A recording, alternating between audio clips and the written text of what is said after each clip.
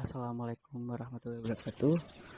Eh, Bapak, Ibu, warga RT 03 yang saya hormati, perkenalkan di sini saya akan melakukan sosialisasi mengenai pengenalan kebijakan Pasduran Desa atau Paseso dan mitigasi bencana Gunung Merapi. Sebelum memulai sosialisasi, perkenalkan terlebih dahulu, saya Adam Nur Ferosyan, mahasiswa Fakultas Ilmu Sosial dan Ilmu Politik, Prodi Administrasi Publik, dan konsentrasi saya pada kebijakan publik. Nah, kita mulai dengan apa itu Paseso.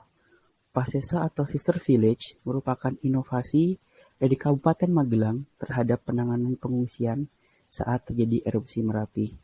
Nah, yang dimaksud adalah Sister Village ini adalah sebuah desa yang memiliki terdampak Gunung Merapi atau dengan wilayah KRB atau kawasan rawan bencana yang bekerja sama dengan desa yang lebih aman di bawahnya sehingga nantinya akan terjadi sebuah manajemen mengenai mitigasi bencana khususnya dalam hal pengungsian. Nah, bagaimana dengan Desa Taman Agung? Desa Taman Agung merupakan salah satu desa pelaksanaan Sister Village atau kebijakan Pasduran Desa ini, yaitu Desa Taman Agung menjadi desa tujuan pengungsian dalam kebijakan Paseso. Yang kedua, Desa Taman Agung memiliki hubungan atau bersister village atau dipasangkan dengan Desa Ngargosoko, Kecamatan Serumbung. Jadi sehingga warga Desa Ngargosoko ketika terjadi erupsi Merapi, mereka akan langsung mengevakuasi dirinya dan mengungsi di Desa Taman Agung. Yang ketiga, tempat pengungsian berada di balik Desa Taman Agung. Seperti yang kita ketahui bahwa kemarin sudah terlaksanakan hal tersebut. Lalu yang keempat adalah Desa Taman Agung bersama dengan BPBD Kabupaten Magelang bekerjasama untuk pengelolaan pengungsian dan evakuasi warga. Sehingga pemerintah Desa Taman Agung dan warga Desa Taman Agung memiliki tanggung jawab untuk mengurusi para pengungsi dari Desa Ngargosoko. Jadi adalah bagaimana peran masyarakat Desa Taman Agung. Nah, peran masyarakat Desa Taman Agung tersebut adalah seperti halnya untuk membantu.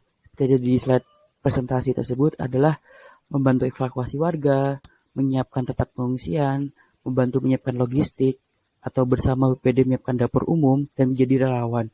Nah, relawan inilah sangatlah penting ketika warga Desa Ngargosoko yang akan mengungsi di Desa Taman Agung, sehingga nantinya mereka dapat terbantu oleh kita sebagai warga Desa Taman Agung. Selanjutnya adalah tentang mitigasi bencana erupsi Gunung Merapi. Nah, kita ketahui bersama bahwa erupsi Gunung Merapi sangatlah dahsyat efeknya. Kalau kita sudah pernah rasakan bahwa pada tahun 2010, lebih-lebih di Desa Taman Agung kan juga pernah merasakan bahwa bagaimana efeknya, dampaknya mengenai hal tersebut. Dengan demikian, kita sebagai warga desa harus mampu menangkal dan mengevakuasi diri kita serta mengedukasi diri kita mengenai pentingnya mitigasi bencana erupsi Gunung Merapi.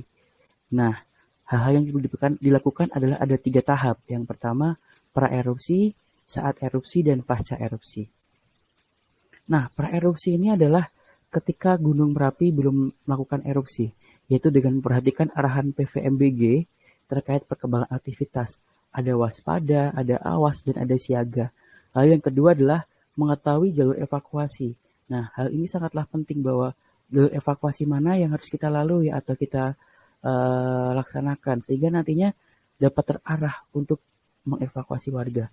Yang ketiga adalah mempersiapkan skenario evakuasi lain apabila dampak letusan meluas di luar prediksi ahli. Kita ketahui bersama kalau Desa Taman Agung saat ini kan dampak terbesar adalah abu vulkanik, lalu mungkin ada hujan-hujan kerikil kalau misalnya itu sangat dampak luasnya.